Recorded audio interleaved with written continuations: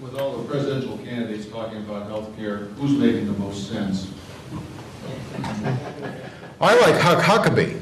I mean, Huck Huckabee lost 150 pounds and spent a great deal of time trying to educate one of the most obese states in the nation that they need to change their lifestyle.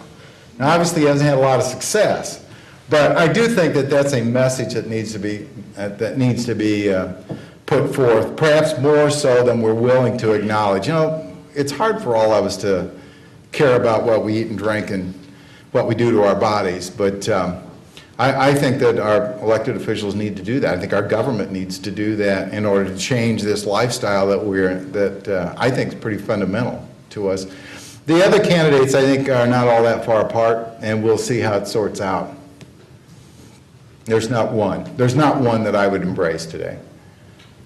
Doug, I want to talk just a minute about the issue of the middle income coverage issue.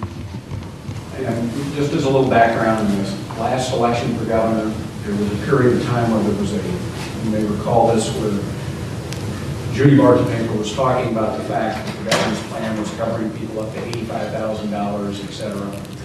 And the governor was talking about, well, yes, there are people out there that make that kind of money that need protection too. And recently we've had what's going on at the national level. We've had the president saying, we, the federal government, shouldn't be providing insurance to people that are making $60,000.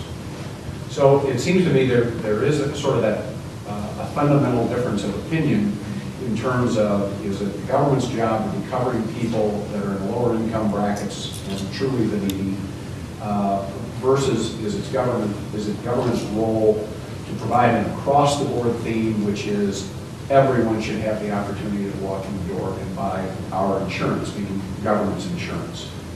So now I want to throw out on the other side of this coin a little bit.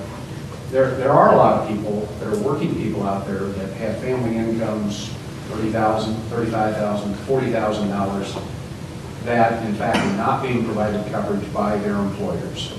So I'm just curious what your reaction is. You talked a little bit about it, but what is your general sense about this issue of who we should be providing this to, and where do we draw these arbitrary lines? It would be easy to say, well, we ought to be providing it to the lower income, draw a line there, and that's the end of it.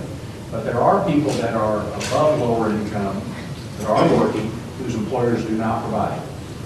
And so how do we deal with that? How do you think that all plays out? I wish I knew more about this. As I said at the beginning of my remarks, I've only been in this for a few months, so I don't have all the answers to these questions.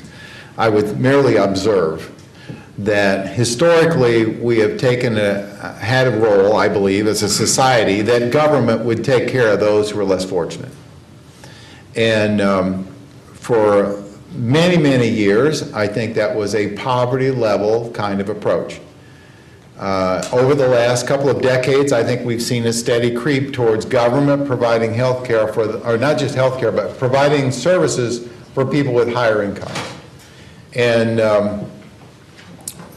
therefore there's I think politically, there is an incentive for elected officials to want to be able to offer more all the time and never be able to draw the line and say this is it. Because the popular appeal of offering the free lunch is something that elected officials like to market. And therefore it's difficult for them to draw the line and say no to anything. It's much easier to simply say, well, we used to provide health care for people up to 40,000. Now, why not 60,000? And or 100,000. And it is an arbitrary line that you talked about. Well, and remember, the program is called All Kids, meaning that every child theoretically can come into the program regardless of any income bracket. If I could, just one other thing. The question earlier about businesses' attitude about, I don't think I need that. Businesses' attitude. You need it for recording purposes. Yes. Businesses' attitude toward why do they care. And I want to ask this a little more specifically. Do you see businesses in the state of Illinois basically saying, we're no longer going to cover insurance because there's now a state program available for them to go into. Is that actually happening? I do not see that now. I see that happening. I believe that the governor's proposals from this last year were very much free lunch proposals, and I believe that the employer will always push the pencil. And if I'm currently having to pay 12% of my employee payroll cost to provide health care, and the government is offering health care for people at 3% of my payroll cost, it's a no-brainer. And one of the things that I think people need to recognize is that the government offering, I like to use this, is that most employers are smarter than that. They know what it costs. So it's kind of the proverbial camel's nose under the tent. That is, that we'll get you in at 3%, but mark my words, in 4 or 5 years, it's going to be the same 12% I'm paying now. But if I can get away with the government providing it for 4 or 5 years for less, and I'm moving it to my bottom line, and therein is part of the bait and switch that is related to government-funded health care, because ultimately it's going to be paid for. Somebody's going to pay for it. Doug, thank you very, very much.